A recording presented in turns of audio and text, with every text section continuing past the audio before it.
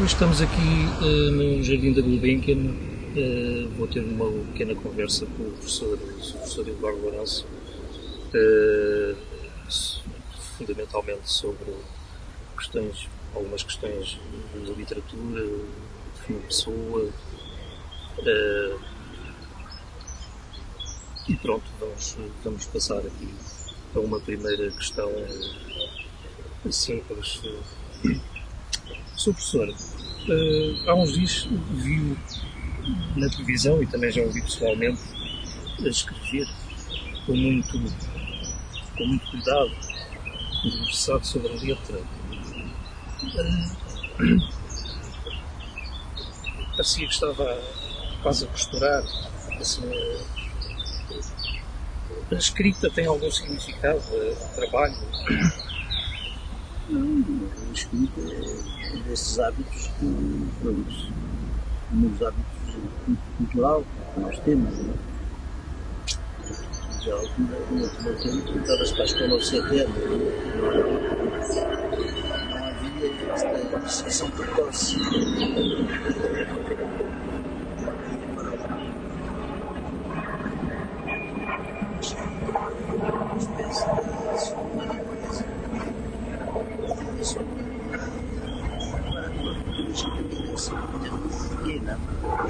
É agora que eu vejo bem assistindo professor e tinha uma letra bastante clara, não é? Agora é que, de facto, à medida que a vida me encolhe, eu vou incluindo também com a letra. Mas tem a ver também com a visão. As pessoas estão a virar a dizer que eu tenho dificuldade em público, às vezes.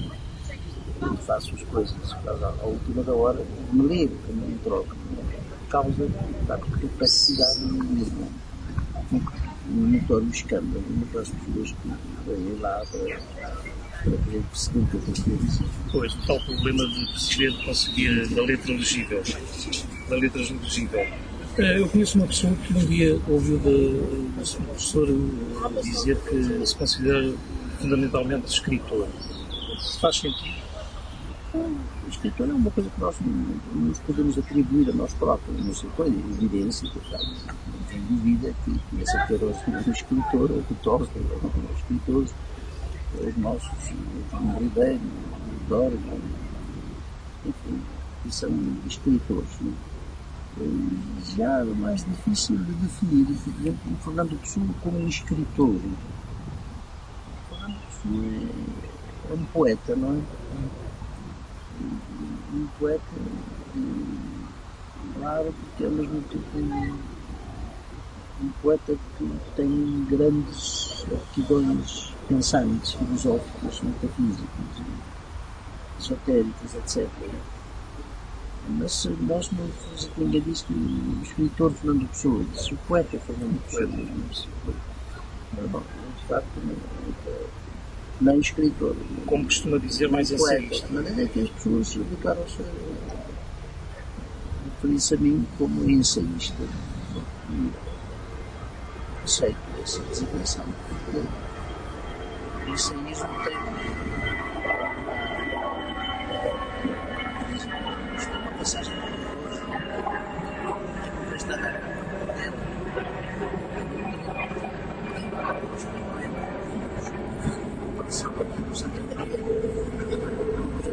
às 10 da manhã, passámos de saber as coisas que fazem e impedem a comunicação. Mas para dizer que eu sou habituadas a designar-me mais como ensaísta, é uma modalidade de prática cultural celebrada, celebrizada digamos, ao todo europeu do século XVI, chamado Montaigne, que é um contemporâneo do Camões, quase do Cervantes. E escreveu um livro que é um livro que não tem um objeto próprio, em que se fala de tudo, não é? Tudo que faz parte da experiência corrente, a mais banal, comentários das leituras, né, que formaram a ele, porque naquela época assistimos a uma ressurreição um grande diálogo que tinha mais ou menos interrompido, enfraquecido durante os primeiros séculos da Idade Média, com um património clássico, ocidental, o grego e o romano. E o Montaigne era um grande leitor desse. O Montaigne, francês, como sabe, mesmo talvez com alguma origem ibérica, portuguesa mesmo. E Montaigne aprendeu primeiro latim e francês. Quer dizer, um dos grandes autores clássicos, quando se fala na literatura francesa, há sempre dois nomes que ocorrem como representantes dessa literatura. Molière, claro. A obra foi muito representada em toda a Europa, no século XVII. E o Montaigne. O Montaigne escreve sem nenhuma preocupação de estar a fazer um livro, no sentido clássico do termo. O ensaísmo é um pouco como o Montaigne. É glosar, meditar, refletir, comentar tudo o que sucede à volta dele e também o que sucede na sua própria prática cultural, naquilo que ele lê, naquilo que ouve, naquilo que escuta. Então, uma espécie de um diário de si mesmo. E o ensaio, o próprio define que o objeto é escrever-se ele próprio, né? Contar-se, que é uma audácia enorme, porque podia ser uma coisa narcísica, muito forte. O que é que interessa a um indivíduo, não é? Dizer que, bom, vou falar de mim próprio, não é? Quando não se é o Alexandre, o Augusto, enfim, quando nos tem umas funções que são representativas de qualquer coisa que não é ele próprio, mas o seu poder, a sua da ordem política. Montaigne não, realmente é o primeiro autor que toma a singularidade como objeto da sua própria escrita.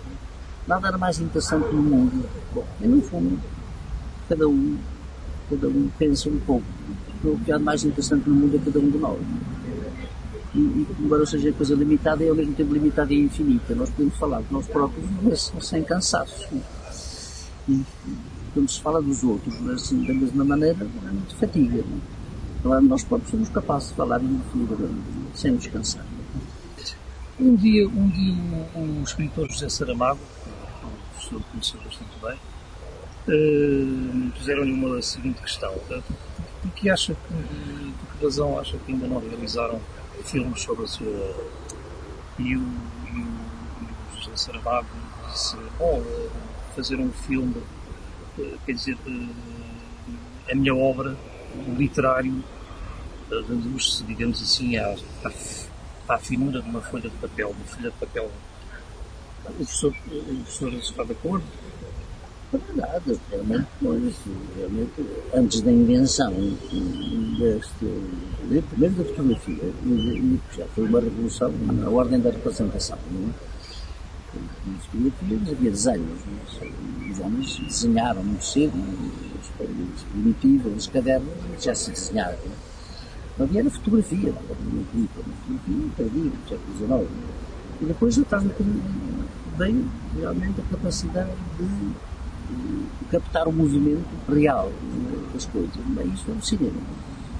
E o cinema tornou-se o modo mais universal de comunicação entre as pessoas. Então houve uma arte tão universal como o cinema. Um filme do Charlot podia ser visto desde a América, o Japão, a Antártida, se quiserem, qualquer parte.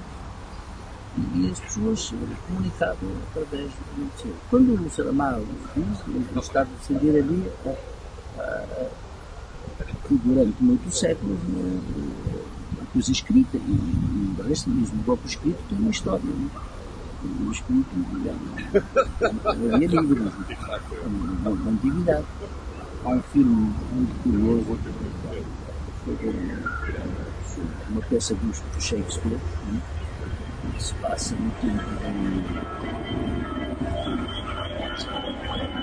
do César, é versos do César. Os homens que se passam por as vezes sublinhar. Também é uma outra coisa interessante, a vida precisa desta referência. E essa coisa é muito engraçado porque há uma cena, não é? Em que nós vemos grupos, não é? Como o filhado, o Júlio César, o chefe do complô, a ler um livro. Quer dizer, portanto, no tempo do Shakespeare era possível porque já havia livro.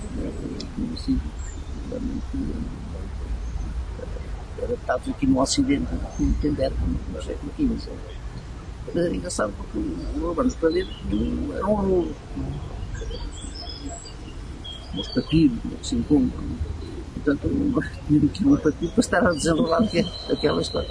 Que é muito interessante porque, imagina que agora há aí no último Festival de Cannes, há um filme sobre na estrada do Jacques Kerouac. E o Jacques Kerouac, esse texto, que é um texto famoso, é exatamente como um rolo antigo que está agora a ser mostrado, não é? Um grande espanto das pessoas, com uma curiosidade também, não do passado, mas uma coisa imensamente futurista, não é? Está a ser mostrado. Mas realmente o livro enfim, já dura há vários séculos, mas muita gente pensa que neste momento que nada vamos saber, o que foi livro que teve destes séculos todos, até hoje, que está ameaçado não, de ser outra coisa. Não é? As pessoas terão acesso à escrita, outra vez já têm. Não é? A gente pode ter quase uma biblioteca, não é? Na mão. Bom, eu não sou dessa época, eu sou da época do livro. Não me lembro de comprar uma coisa dessas para estar a ler realmente a Madame Bovary ou a Derry Paz, porque eu nasci nesse livro de papel. Mas o que o Saramago talvez pretendesse dizer é que no próprio livro já há uma espécie de filme. De filme, sim, claro, cada um. Uma leitura é uma leitura. Nós estamos a ler e a ler-nos. O leitor está. Ninguém lê o mesmo livro. Nós lemos um livro, um diálogo com aquilo que nós próprios somos, com o nosso próprio texto. São dois textos que estão sempre a funcionar em função do outro. Ninguém lê propriamente o mesmo livro. Ninguém lê da mesma maneira. Mas a verdade era. Eu não se podia queixar, porque na verdade ele, acho que já tivemos 2 filmes que foram tirados do romance deles, não é? E saiu sobre a cegueira. Mas posteriormente, isso já foi depois dessa declaração dele. Imagino, já foi depois e, portanto, bom, ele ia ter essa conservação no teatro, etc. Não se pode queixar. E muitos dos autores, o importante é que os livros dele passem um dia a filme. É a consagração, tem um público que vai muito além do muito normal. Dá mais visibilidade. Vou citar aqui uma passagem do Canto do Siglo, do seu livro Canto do Siglo, que é assim: a mitologia da textualidade, com as suas consequências formalistas, não sei se se lembrar desta passagem, mas que percebe aquilo que se diz, consiste em tratar como realidade objetal a mitologia da textualidade, com as suas consequências formalistas, consiste em tratar como realidade objetal o ato através do qual nós nos separamos do real, nomeando, isto é, a linguagem mesma. Digamos, a linguagem mesma seria, de certa maneira, essa realidade objetal. Acha que essa mitologia da textualidade... Quando eu digo mitologia, estou a fazer uma crítica. Estou a fazer uma crítica de que a nossa fala, escrito, já é o segundo grau de fala, nunca pode ter a qualidade de um objeto, porque que Montaigne famoso é que a realidade da nossa oralidade, da fala, etc., é a interpretação, é sempre interpretação. É sempre interpretação. Não há, a não ser aquelas palavras que designam um objeto real, uma faca, isto, não há interpretar, faca é faca, acabou. Estou vindo para cortar, mas a escrita não é isso. A escrita nunca está a tratar com um objeto, a escrita está a escrita como uma espécie de fantasma. Porque cada palavra contém e germe todas as palavras possíveis, no contexto de uma língua. O resto, eu percebo os filósofos da linguagem, a linguagem enquanto tal, já tinha sido abordado por Platão na Antiguidade, pelos grandes filósofos mais ou menos abordam a questão. Por exemplo, no tempo de Humboldt, um grande irmão, que diz que uma palavra de uma língua contém a totalidade dessa língua. Para falar, uma frase contém todas as frases possíveis. Uma espécie, é a coisa mais mágica que existe. Uma espécie de mónada quase. Uma espécie de mónada quase. Sim, a partir da qual muito se constitui. Na verdade, é a nossa leitura do mundo concentrada numa frase.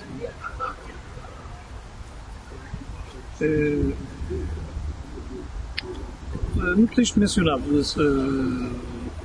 do Canto Signo, vê-se o seguinte: garrafa deitada ao mar para a sede imaginária e futura de um outro, só na sede simétrica da origem, inacessível, entre parênteses, a mensagem da vida, e não apenas decifrada, entre parênteses, alcança o estatuto da ficção, morte do texto por excesso de vida. A vida, o professor quer dizer que a vida vai para além do texto? Não, a vida já é um texto. A vida é um texto. Nós consideramos um texto porque é a nossa leitura da realidade. Mas não é isso que isso é coisa evidentável da fala de uma criança. Tem essa espécie de milagre que é um momento em que a criança começa a falar. É uma coisa que não sabe exatamente como é que se passou da não fala dos outros animais e provavelmente uma fase humana ou pré-humana para a fala propriamente dita. O mistério ficará sempre indecifrável.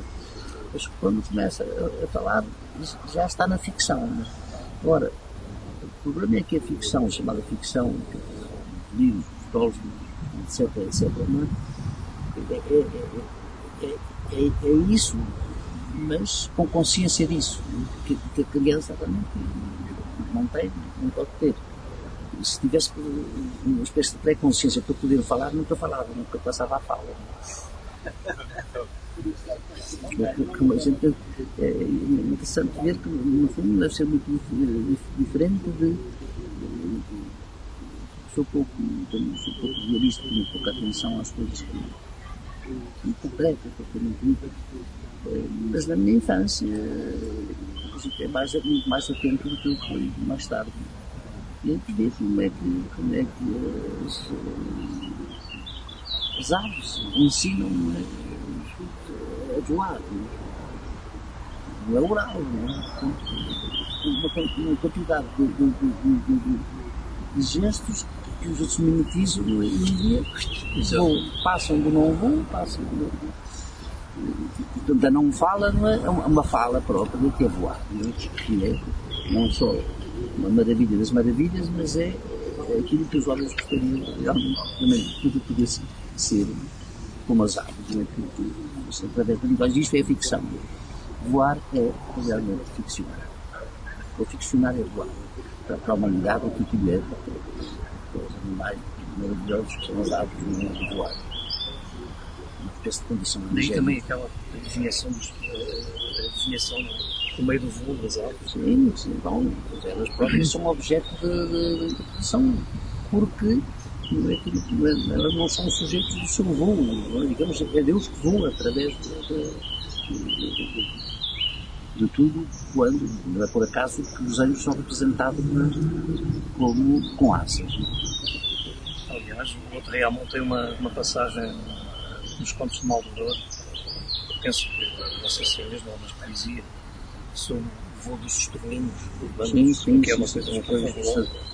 Esse quase parece em... Esse espetáculo é extraordinário. Eu pensei em Roma, numa certa... Eu estive em Roma 2 anos, e numa certa tarde comecei a ver um espetáculo indescritível. É uma dança. Milhões.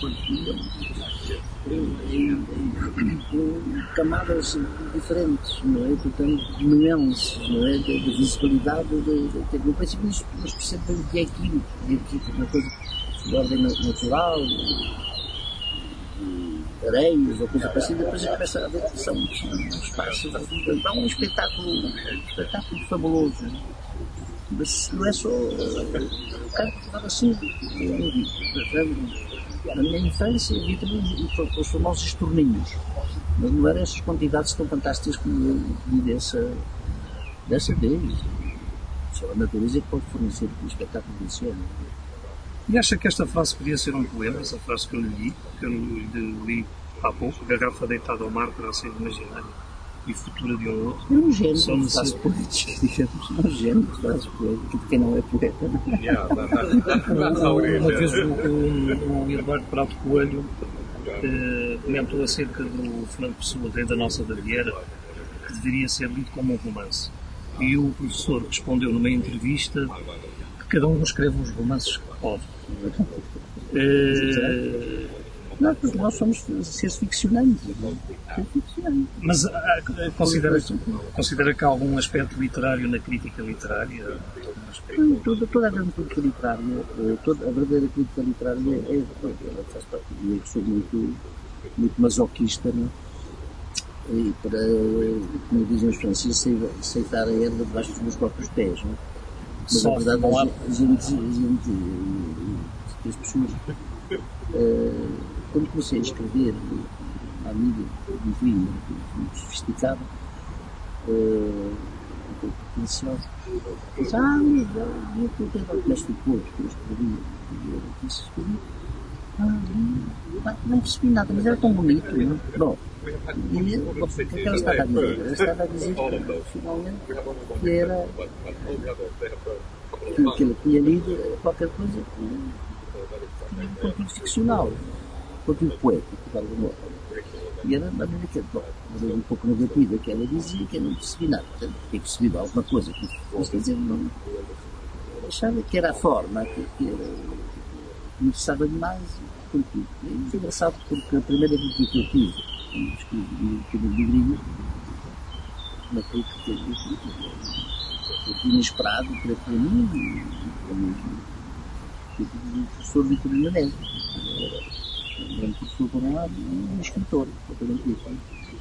E diz coisas simpáticas, um livro jovem, e isto termina dizendo que muitos escritores, enfim, com um nome, uma matriz, uma bibliotória, que invejariam no estilo.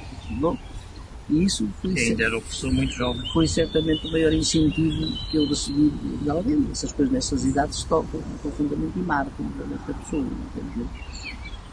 Afinal de contas, os outros, um leitor, e era que era um leitor qualificado, uma outra geração, tinha achado que tinha uma certa qualidade literária, não era que estava a ser não sei se eu correspondi realmente a isso no futuro, mas os leitores têm essa impressão que esse ensaísmo é um ensaísmo lírico, mas um ensaísmo com uma grande impregnação de poética e de imaginário também. Eu vou ler uma frase longa, e o professor às vezes são umas frases longas. Isso,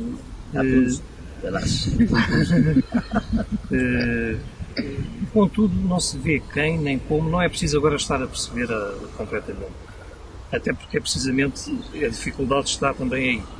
Contudo, não se vê quem nem como alguém se possa sentir logrado naquilo que unicamente importa, e é o confronto com a voz, singular entre todas, que uma vez mais, mas em termos de uma fulgurância quase de mente, instaura e vive o processo mais radical que conhecemos, e não só na nossa língua, do eu como instância fictícia, que só no interminável e atroz exercício da sua ficção colhe, em momentos privilegiados, a ilusão da sua realidade.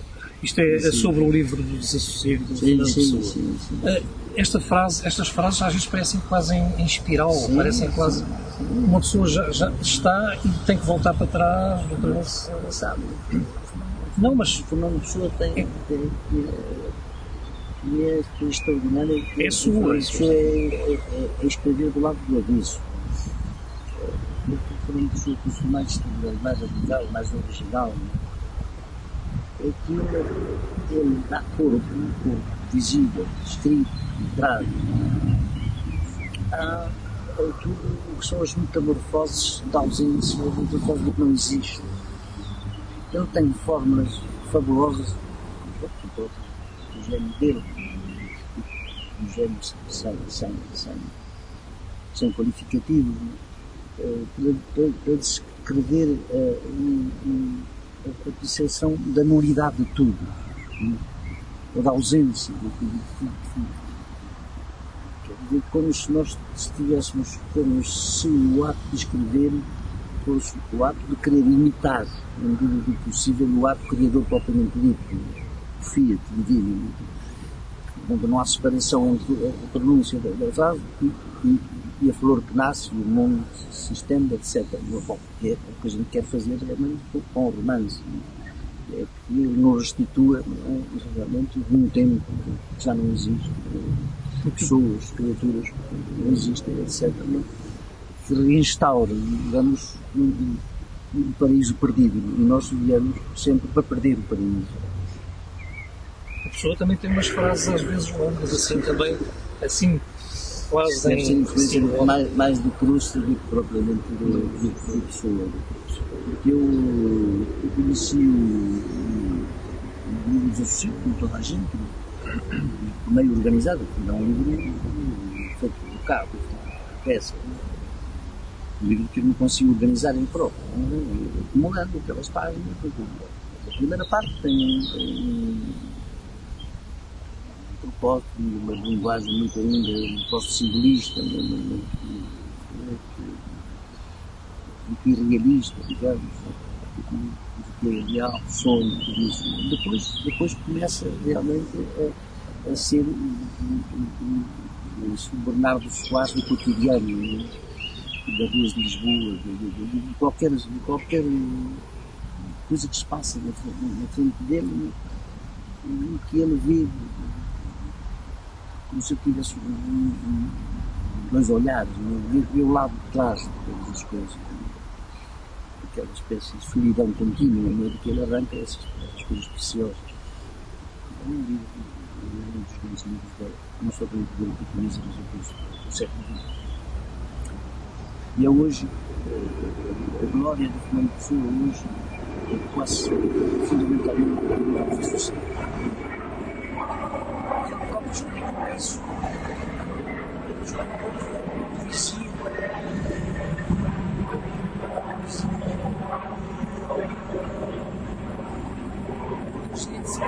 É decepcionado com a sua própria profissão. Se diz, mas pode haver uma espécie de estudo. Este tipo de prosa não, é alguém que quer esgotar no mito grego, no tornão das Danais. A água que corre ao mesmo tempo dos dois lados, que se escoa permanentemente. E esse que o livro do Desassossego tem é um livro tremendo, porque conheço pessoas, a Messia de Sena, detesta esse livro, achou sinistro, e é verdade, é um livro muito perturbador. E em certas mãos pode ser um livro muito dramático, é um livro muito suicidário. Dá a impressão, desassociei isto. Parte. A sensação é que ele está sempre ali a ensaiar qualquer coisa. Sim, também na escrita, não é? Está sempre ali. Está sempre dizendo a mesma coisa, mas diz-me a experimentação. Como se fosse capaz de falar aquilo continuamente, sempre de uma maneira diferente, mas está sempre dizendo a mesma coisa, né? Que ele não existe, nada existe, que tudo é sonho, etc. Está dizendo isto, mas diz-me de uma maneira tão eficaz que eu não posso esquecer daquilo e dizer a si mesmo. Mas no fundo está se tu queres matar, porque é que não te matas? Isso escrevido na poesia. Mas na poesia é um lado lúdico. Toda a poesia. No chego não há ludismo. Ele deixou de jogar. Mas tudo o resto, na poesia mais alta, a poesia é sempre um jogo. Senão não é poesia, senão não funciona. Portanto, há uma recuperação. Mesmo os policialistas, sei lá, nós podemos, não quero tentar até ele, toda uma linha, umas coisas que não chegam sequer a ser poesias, são frases filosóficas,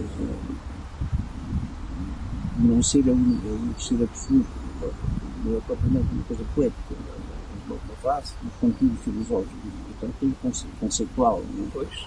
Mas está ali nas masas. Agora, no Fernando Pessoa nunca é assim, nunca é o conceito filosófico é sempre uma imagem, essa que a imagem é mais forte do que a própria glosa filosófica possível. Ele próprio dizia, era um poeta com faculdades, com gosto filosófico, não era um filósofo, fazia poesia.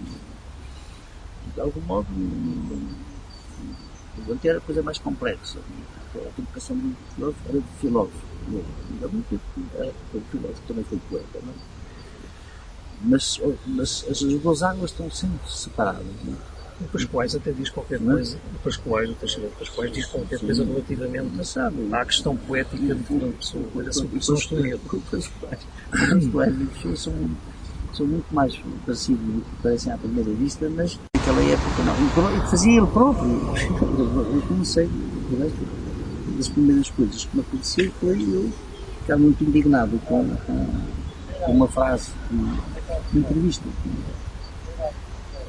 lá no Porto, que depois tinha dado para perguntar, a certa altura, o que é que pensa do poeta Fernando Pessoa? E ele respondeu esta coisa extraordinária. Mas ele não é poeta. Ele não é poeta. Eu fiquei indignadíssimo com aquela coisa. Eu sei que é aquilo que eu ia dizer com aquilo. Mas o professor estava lá. Não, li acho que era no 1º de janeiro. E eu tinha, não sei se já tinha conhecido naquela altura, porque uma das coisas mais bonitas que aconteceram em Zimbra, quando eu lá estive, foi uma homenagem que nós fizemos ao Teixeira de Pascoais. Eu pensei que já tinha morrido há muito tempo. Nós depois tínhamos livros para mim, tinha morrido, senão não andávamos vivos. Então fizemos lá, os estudantes, foi uma festa muito bonita, apareceu lá. Depois já tinha morrido, porque eu tinha lido uns versos dele, porque eu tinha 14 anos, os papéis, ali arrancados de uma revista qualquer, um poema famoso dele chamado As Sombras. Se não fossem minhas janelas, só que eu era pessoa. Há muitas coisas que são dois poetas imensos, ele e a pessoa. Mas para as duas poéticas completamente diferentes. A poética é poeta romântico e mesmo hiperromântico. A inspiração, o poeta não é ele. E o Fernando Pessoa tocou isso por mim. Faz uma análise sobre essa própria inspiração. Eu não. Eu considero que tudo quanto não sai de inspiração, no sentido clássico do termo, e depois romântico do termo, não é propriamente poesia, é outra coisa. Logo que a inteligência começa a querer controlar, e isso é coisa que é dada pelos deuses, pela música, etc., já não é realmente poesia. É isso que eu queria dizer. Mas eu naquela altura não li isso assim, li isso, então como é que é? Todo o caso é uma salva de pedras, não é poesia, fiquei com uma raiva de cantar muito. Pois, só mais tarde é que eu realmente recuperei para mim Pascoais, que eu considero efetivamente um dos melhores poetas portugueses, sempre. Há uma certa secura, às vezes, na escrita do Pessoa, mas é extraordinário. Parece que está Pois, ali. enquanto do outro é de uma abundância, de uma redundância, do que já, para aquelas. Nós chamamos a Revolução, chamamos a Revolução Modernista, o modernismo, foi um corte nessa abundância que corre fruto e Pascoais. O Regresso ao Paraíso, não é? Textos extraordinários, não é? Muitas repetições, muitas redundâncias, já disse aquilo várias vezes, torna-se uma coisa que não avança, aquela coisa. Mas tudo aquilo é extraordinário. Falando de Pessoa, não é assim, porque há sempre um olhar sobre aquilo que ele está, aquilo que é dado por inspiração, para saber se aquilo realmente funciona ou não funciona. Isso é uma espécie de uma poesia ao segundo grau. Depois é como um profeta, não Pascoais. O Fernando Pessoa provavelmente nem quereria ser esse profeta, mas ele era tão autocrítico, tão crítico, de facto, não queria realmente. Não queria imitar Deus, não queria realmente saber exatamente o que é a verdade, o que é que nós chamamos de verdade. Não queria propriamente consolação. E o Pascoais é consolador, claro. Eu ia pôr aqui uma breve questão ainda sobre a escrita, mas penso que já nos estamos a desviar um pouco. Considera a sua escrita difícil? Sim, sobretudo para mim. E as expressões que costumam usar, às vezes, por exemplo, nas leituras sobre o livro dos Assassinos, o ato de escrita, o ato de escrita, o ato de escrever, o ato da escrita, o ato de escrever, eu poderia aqui citar algumas passagens, mas, por exemplo, escrituração, a sua verdadeira e indiscutível. Isto é sua esta frase. Sobre o livro dos Assassinos, a sua verdadeira. Eu não sou dono das minhas frases. Oi. As minhas frases são donas de mim. Eu não tenho memória infinita para com certeza.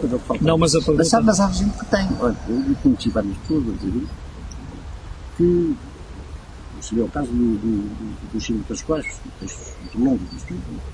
Eu tenho a dizer que o Miguel Torga conhecia todas as poesias dele.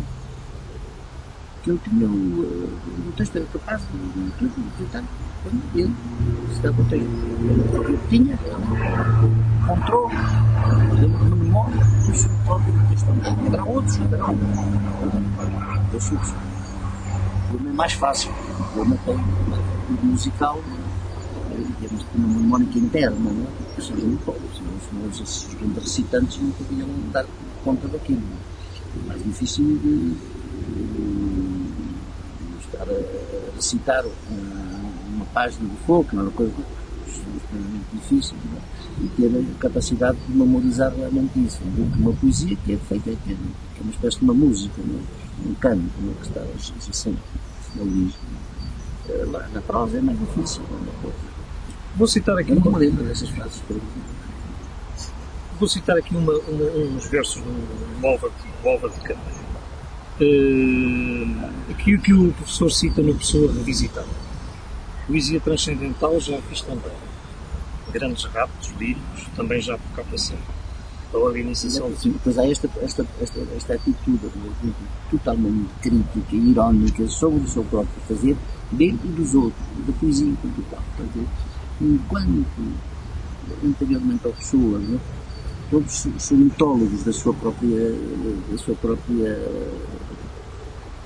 arte, de algum modo. Todos são idólatras dessa música que é do filme.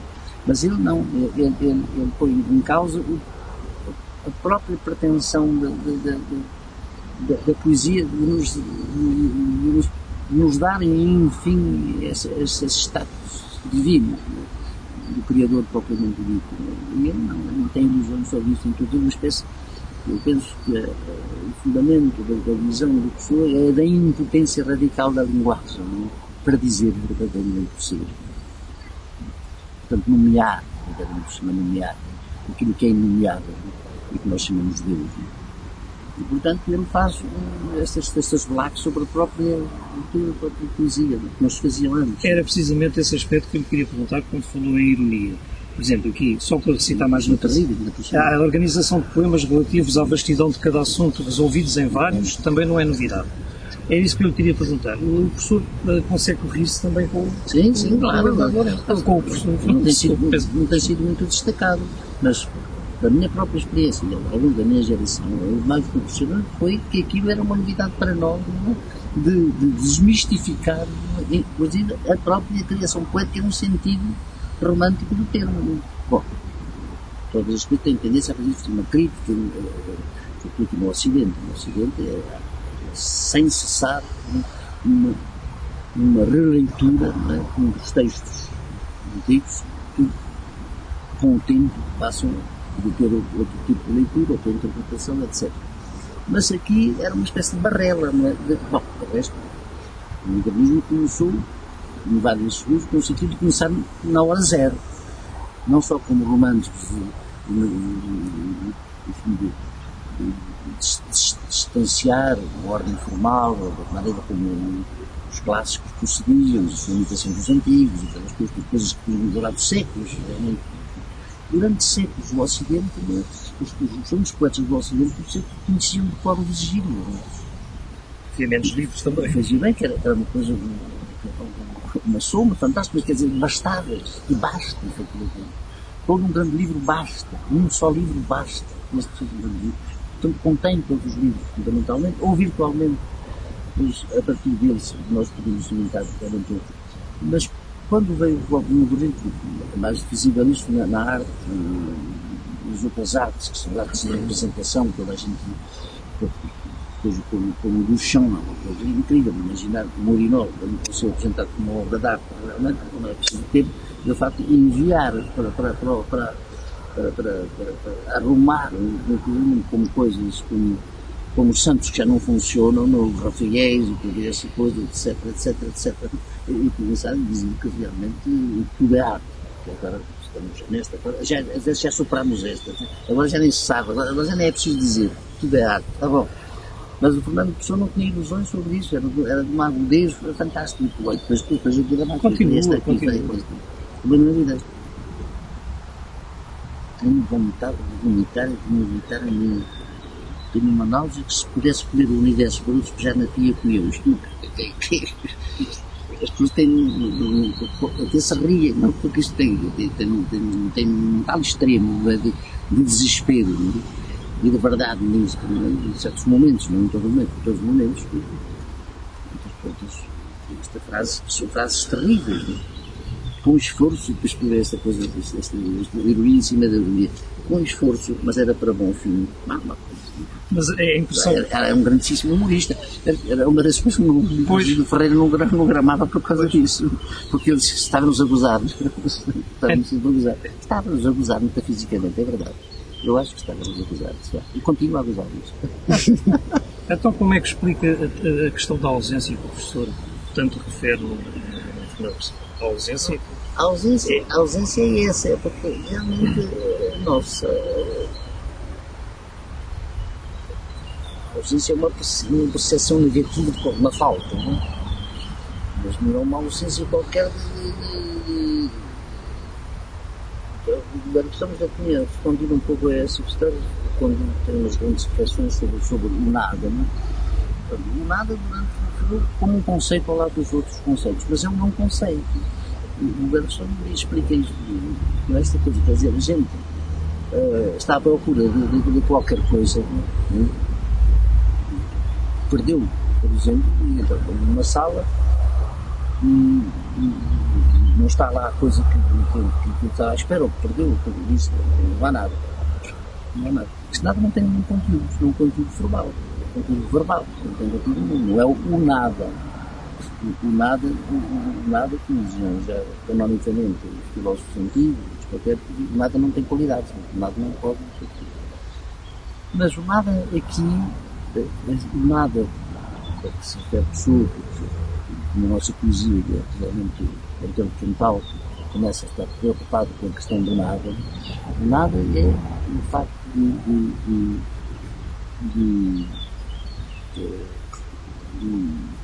que aquilo que é o ser absoluto, a verdade, tudo isso, Deus, no sentido banal do termo,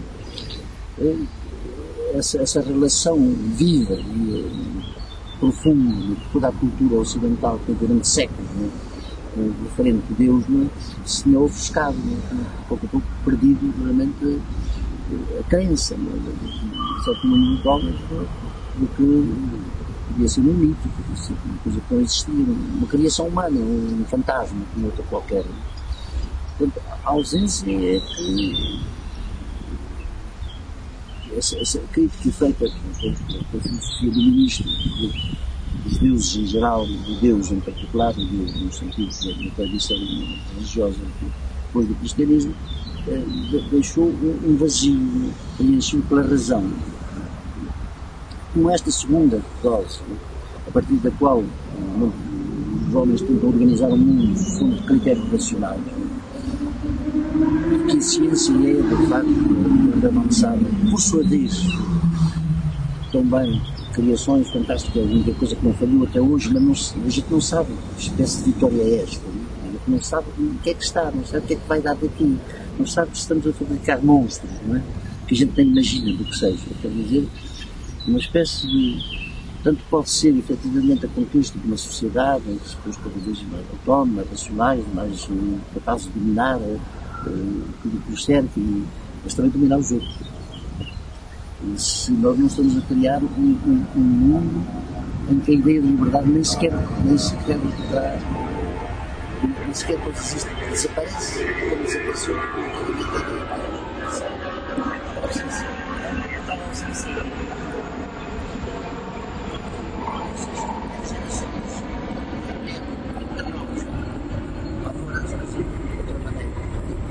Substituídas por outra crença no progresso, a crença com provas.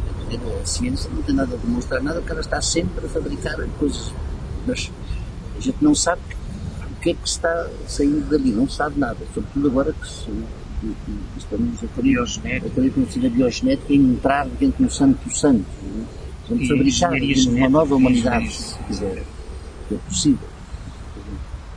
Ou, na hipótese metafísica e um pouco ficcional do Saramago, o mundo onde não se move. Quer dizer, que o Saramago dizia que é um mundo, não só, um pesadelo incrível, que tinha a humanidade problemas, não é? Que a morte soluciona, por definição. Bom, e que será um mundo desse onde realmente as pessoas vão viver outros são amigos, não morrem mais. Não é? O que é preciso fazer para os matar? Outra vez, para descobrir a morte. Ainda não estamos lá. Numa entrevista. Mas as pessoas têm um instinto da eternidade, da separação, no fundo toda a gente tem, vive-se disso, não se vive de outra coisa. Mas a ciência vai tornar possível virtualidades que nós pensamos que a espécie humana já atingiu as limitações, mas a gente não sabe o que está. Estamos que é o ano 2000, não sei, que é os 5.000 anos, só passaram apenas nem 300 anos da Revolução Francesa. As modificações do mundo são tais que já eram conhecidas do antigo tempo, que não tem ideia nenhuma. Mas nós temos a tendência de considerar que não podemos fazer outra coisa, de que o presente contém o sentido de todo o passado e antecipa de algum modo realmente o futuro. Não é verdade, não há antecipação. A imprevisibilidade, essa é que é. Ficamos um pouco cegos no presente. A imprevisibilidade é que é. Nós vimos do futuro, não vimos do passado. Mas esse futuro a gente não sabe como vem. Ainda não vimos. Quem é que podia imaginar que depois dessas conquistas, direitos humanos, etc., coisas como o Holocausto pudessem existir? Estamos a preocupar com isso. Nunca mal vai de uma mente é capaz dessas coisas mais invisíveis. E de resto, mesmo o próprio local foi possível já com os progressos da tecnicidade. Isto não era possível liquidar tanta gente daquela maneira, sem que se percebesse no mundo que estava a ser liquidado. Portanto, o progresso tem leitura no seu livro. Até se chamam fábricas de morte, aquelas Fábricas de morte. fábricas de morte. E de uma nação que era a nação das noções de ponto desse progresso científico. Os alemães no século XIX eram a nação das mais adiantadas do mundo. Estamos quase a terminar. Mas aqui são mais uma ou duas perguntas. Por outro lado, essa questão da ausência, há aqui uma passagem da estética da indiferença no livro do Desassossego, do Bernardo Soares, que é assim: ter o pudor de si próprio, perceber que na nossa presença não estamos sós, que somos testemunhas de nós mesmos e que por isso importa agir perante nós mesmos como perante um estranho, ou uma estudada e serena linha exterior, indiferente porque fidalga e fria porque indiferente. Mas há aqui qualquer coisa de companhia ao mesmo tempo. Ele sentia... quando leio... É uma ironia extraordinária sobre eu penso que há aí, de facto, reflexos Bom, primeiro foi o menino solitário. Né? Solitário, mas privilegiado nessa solidão. Ele foi rei, né? Enquanto não vieram os filhos do outro pai, nem irmãos dele. E depois a educação inglesa, que lhe dá uma outra identidade, que é inseparável do Fernando Pessoa. Fernando Pessoa não conhecia o Fernando Pessoa. Permite um fora e um dentro também, não é? Ele teve como duas vidas em pouco tempo. É claro, ele já tinha tendência para essa capacidade de se despersonalizar, de se ver simplesmente, de se ver fazendo, de estar sempre fora de si próprio, estando maximamente dentro. E, portanto, de algum modo, a solidão dele é uma solidão povoada, povoada dos seus próprios sonhos. Ele próprio diz uma coisa maravilhosa, que ele diz que os famosos heterónimos, que são, que vai invocar, que nos encontrar numa outra vida, não é? Ele disse como de nós temos uma imagem muito bonita aí, os seres do orvalho, portanto, que adoçaram a vida, que foram os companheiros da solidão dele. Que se chama o drama ingênuo. Muito usado, etc. Mas o que é eficaz nele é essa capacidade de jogar infinitamente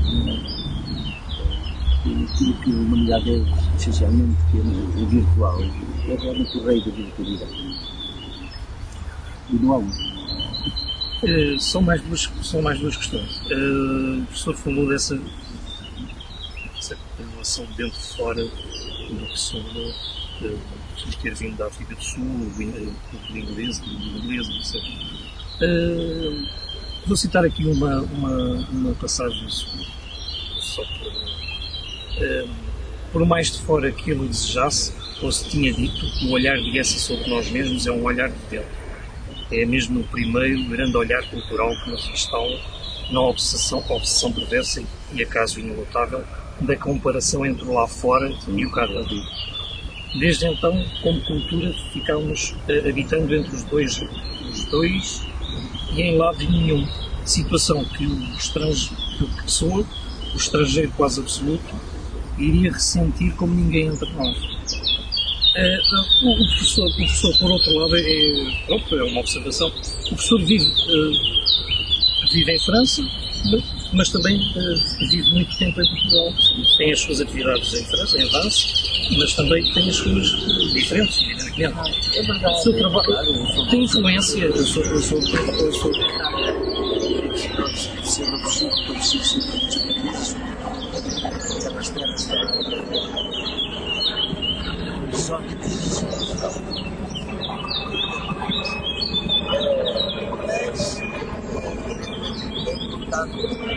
acaba por ser assim, está facticamente, realmente,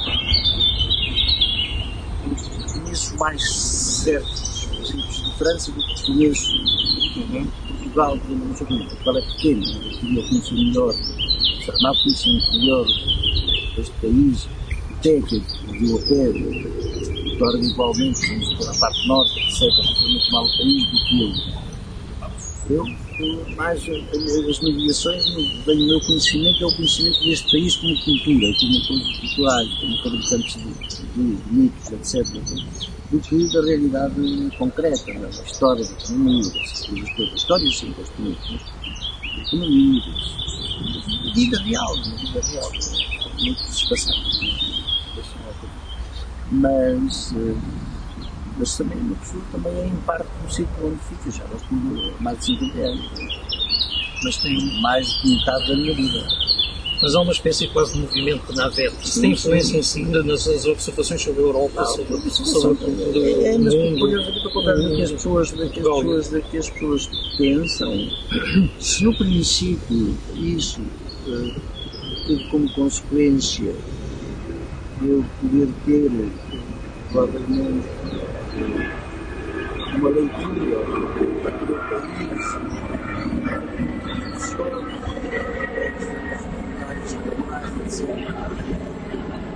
depois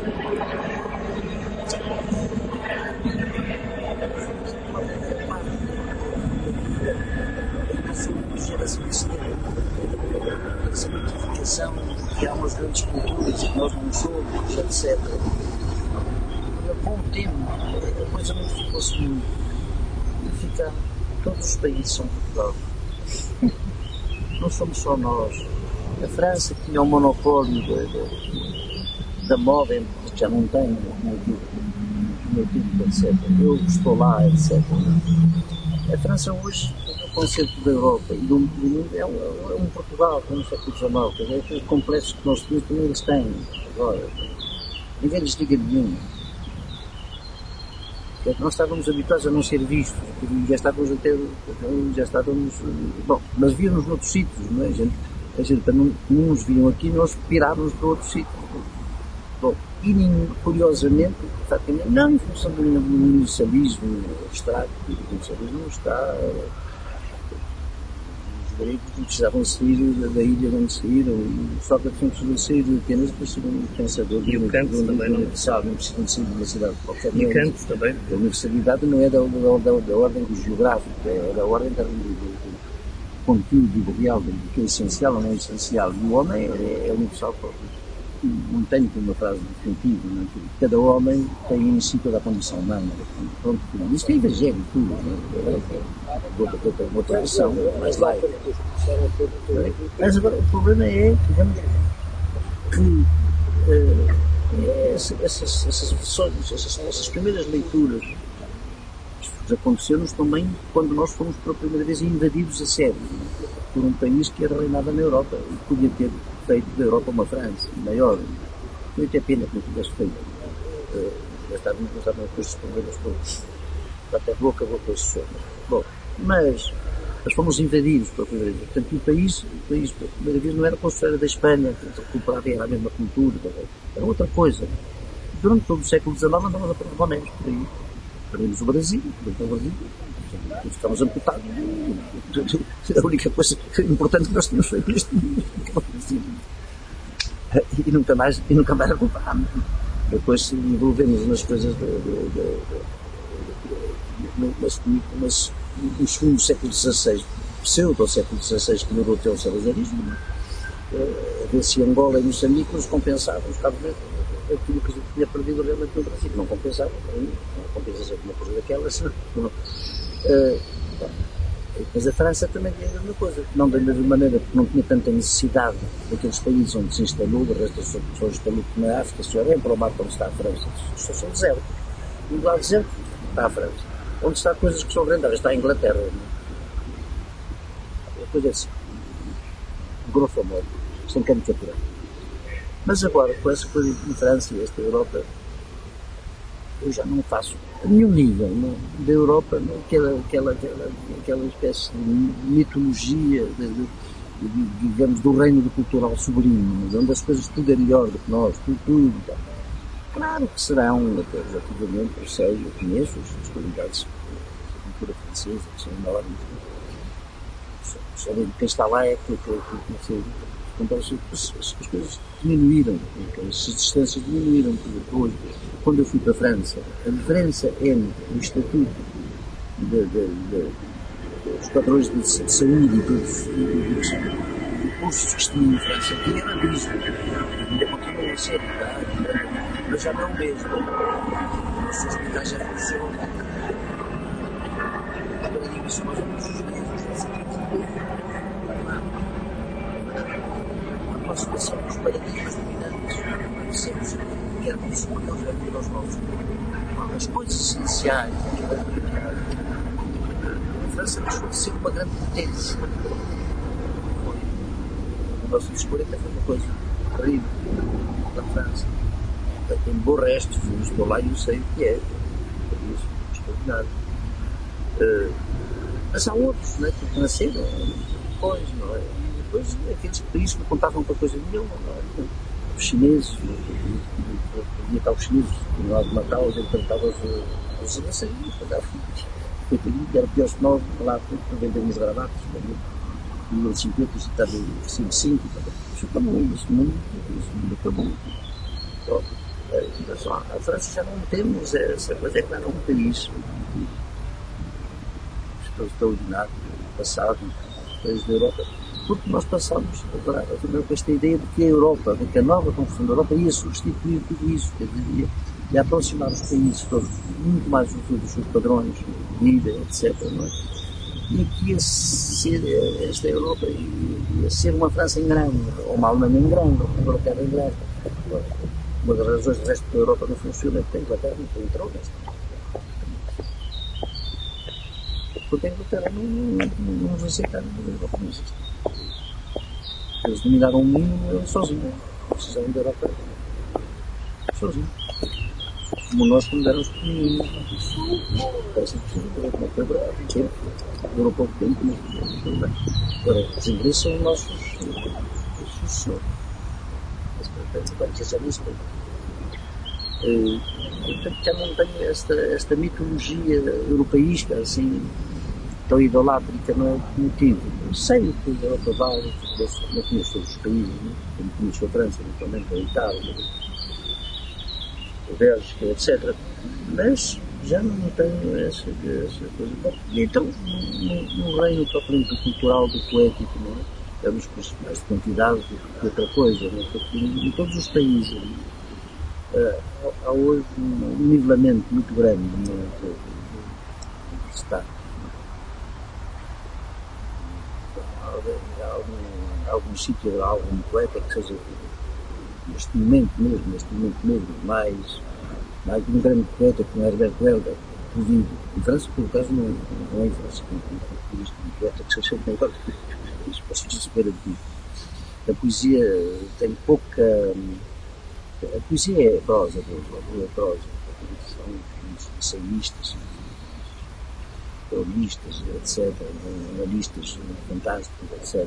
Mas poetas há sobrepostos. Só o Apollinaire tem uma frase extraordinária que os franceses só conheciam a beleza a título de informação. Uma coisa tipo.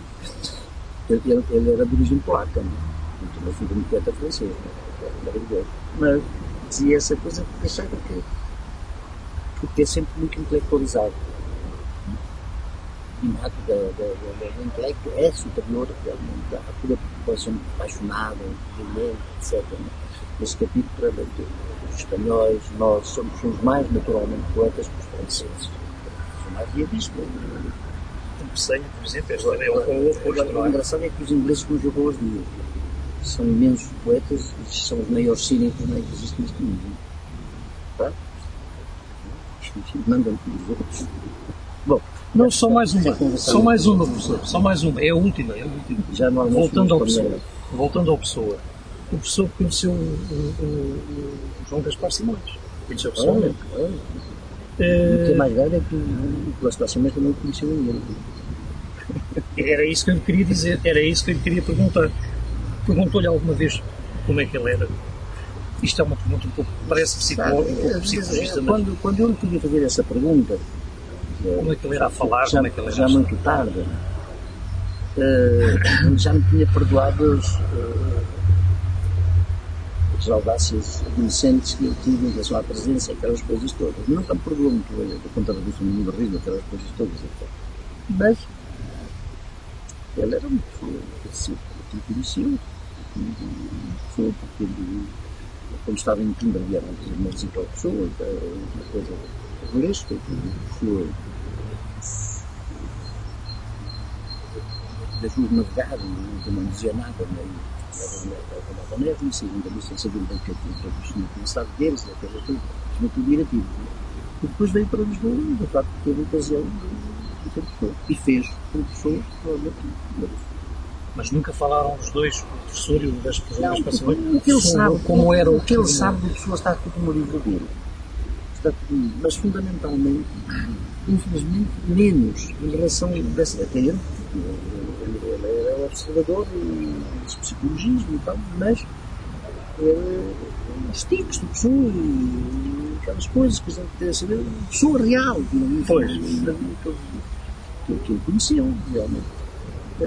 Mas o livro dele é feito fundamentalmente em função do texto da pessoa enquanto poeta. O que ele está a fazer é estar a tirar informações de fazer distinção entre a vida e a super vida, não é? Ou outra vida completamente outra, que é a ficção da pessoa sobre si mesma. E o caráter ficcional dela é devastador. Não é? Não há outra coisa, quer dizer, como é que a gente pode passar de um sujeito que parecia um coluno, embora silencioso, muito peritos, que era muito coisa, passou por alguém que tinha de preservar à inglesa coisas que os outros não têm, mas não entram. Nós aqui somos todos friends uns dos outros e a gente está sempre na casa dos outros como se fosse na casa de banho. Os ingleses não deixam entrar nessa porta. Distante, também, bom, era o caráter dele, não sei. A verdade é que ele dava essa impressão que toda a gente falava com ele quando ele veio a coisa, que a impressão que ele não era português como os outros, havia qualquer coisa dele que era diferente. Pois a tal. Ora, ele era super português. Se alguém repensou este país em termos totalmente do século XIX, foi ele. Devemos ter altas as consequências que isto foi.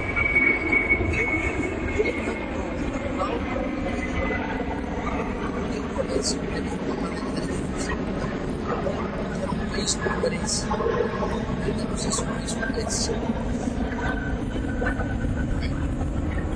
É para mim uma honra ter-me aqui nesta conversa sobre estas questões. Agradeço imenso a sua paciência também, simpatia e generosidade. Estas coisas. Afonso Duarte, poeta, que conheci muito bem a Espada de Rosa, Roda Livre. Eu digo coisas que não digo nos escritos, porque eu não consigo passar para o papel este género de. É a velocidade, se calhar. Este é o problema da velocidade. É um automatismo, não é? Pois, exatamente. Bem, o facto de que eu realmente. É uma obra que eu realmente tenho esse capital da minha vida. E agora não posso estar sempre a ler essa coisa, fica numa depressão, numa coisa de universo destes. É puxado. Mas ao mesmo tempo é falando, sempre é a ambiguidade dessa história.